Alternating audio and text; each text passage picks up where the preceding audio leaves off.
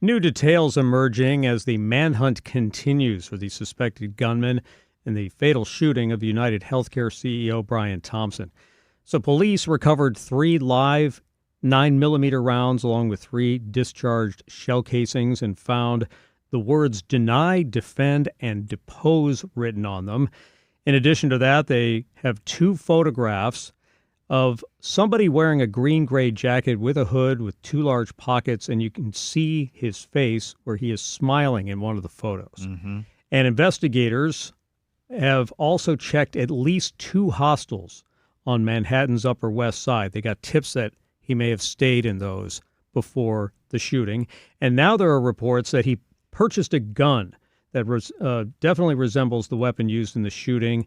And this purchase was made in Connecticut. We talk about burying the lead, Chris. The whole reason we have the picture of his face and the reason he's smiling is because he was flirting with the receptionist at the hostel. Yeah, she thought he had nice eyes, apparently, and then said, take down the mask. I want to see the rest of your face. And he did, and that's how we have the picture of him. So he was flirting with a girl, couldn't resist. Guys, I mean, we're so predictable. Yeah, you are. Yeah. You plot this whole thing out. I mean, he's got like a fake ID, and he obviously purchased the gun, and he knows where the CEO's going to be. Inscriptions on the bullets. Yeah, he does all of that, and he's going to get caught because he just couldn't resist some hot chick. Wouldn't that be something if that's the case? It's always the woman's fault. Always. Now, we still don't know who he is or where he is. Also, with that picture where he pulls down his face mask and reveals his face, there are some who think he looks like Jake Gyllenhaal or Timothy Chalamet. And I think you have that for us, too, on our social media. That's on Facebook at Ryan Gorman Show. You can take a look and see which actor he resembles. I see Timothy Chalamet. You know, the internet sleuths, they're all over it. But there were some other details that we learned about yesterday, like the fake ID, the fact that he traveled from Atlanta on a bus to New York. I think they're saying that he arrived around November 30th. Look, there are just so many questions right now. You've got a poll up now. I mean, we keep hawking our Instagram and Facebook. So, I spend a lot of time on it. We need followers. Spent a lot of time. So just follow us, please, at Ryan Gorman Show. But in our stories on Instagram, you can take a poll.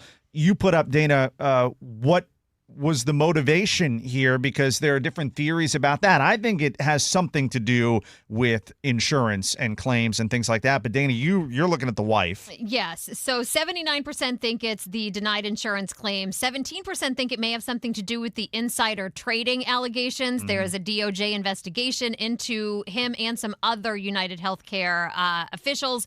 And then, 4% agree with me that possibly the wife is somehow involved. Her statement was a little shady. And I had said that her statement seemed weird to you yesterday. Yeah. And then I see the news later that they're estranged. They've been living apart for years. And I was like, something seems a little strange there. But the shell casings, though, that's a pretty strong message, isn't it? Yeah, Dana thinks it's a false flag. Yeah.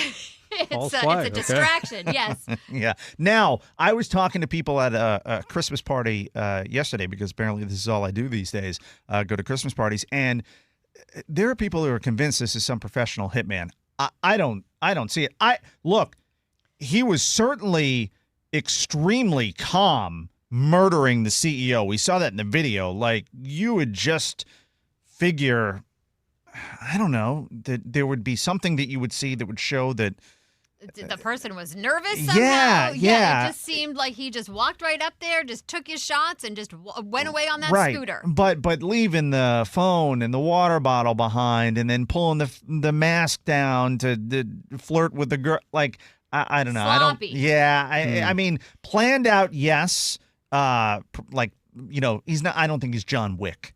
Right. Or the JFK assassins. Yeah, right. I actually said, I wonder if this guy will end up dead, and then we'll never know what happened. I think that's a legit. I wonder if they close in on him. Will we? Who knows? Just like Oswald. Right. You see? That's what I'm saying. Right, you're onto something, Chris. A lot of unanswered questions, but also we've talked about the rhetoric around the murder of the CEO. look, this is bringing to light a lot of people's problems with the insurance industry, and there's a lot to unpack there. Yeah, for people to be so mean. Yeah. Clearly, there are issues with how people feel about that industry as a whole. Right. All right, let's get to some other stories making news this morning. So Elon Musk and Vivek Ramaswamy had few good answers for how they're going to use the Department of Government Efficiency and meet its lofty goals in slashing $2 trillion in spending. They had a session on Capitol Hill that included both House and Senate Republicans, and these were the two businessmen, of course, who've been brought in from the outside to try and fix the problem of government spending, government inefficiency, try and make it more lean and mean. But the problem is, how do you actually go about doing that? Yep. Because the biggest obstacle to cutting spending in Washington is Congress. Right. You know, every single program that we have in the federal government is in some congressional district somewhere, and none of those guys ever want to cut anything. So you can go back to the 80s. Ronald Reagan brought in a big business guy to do the same thing. He got nowhere. In the 90s, Bill Clinton had Al Gore put together some kind of plan to slash government spending, and they always run into the same problem. People who have their programs in their congressional district do not want to vote to cut them. The votes. I think they'll make a little bit of headway here. I think there will be some stuff that gets cut because of this new Department of Government Efficiency. I think there's stuff that needs to be cut. There's no question about that. I think they're overpromising. Oh, and I've absolutely. said that from day one. This idea that you're going to cut $2 trillion or $1 trillion, I just think you're overpromising.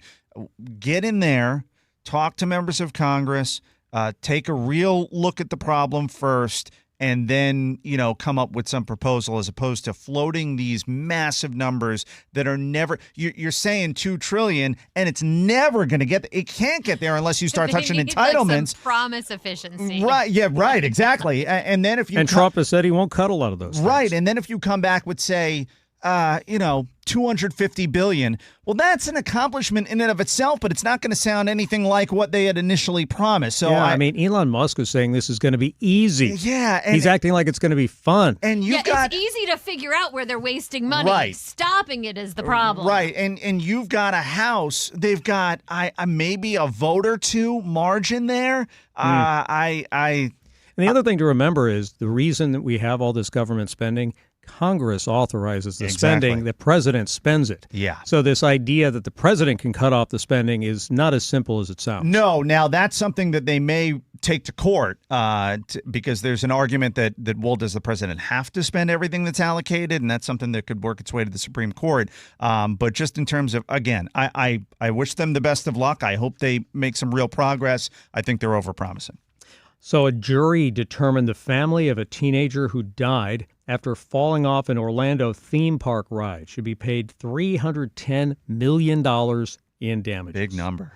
14-year-old Tyre Sampson, the family sued the free fall drop tower ride manufacturer. It's an Austria-based company called Funtime Handles, alleging that it was negligence that caused his death at the Icon Park in Orlando. You may remember he was about 100 pounds heavier than the recommended weight for somebody to ride the ride. He ended up getting on there, but because they couldn't properly secure him, he was able to slip out and fall 70 feet to his death. Yeah, I mean, this was a huge story here in Florida, a tragic one.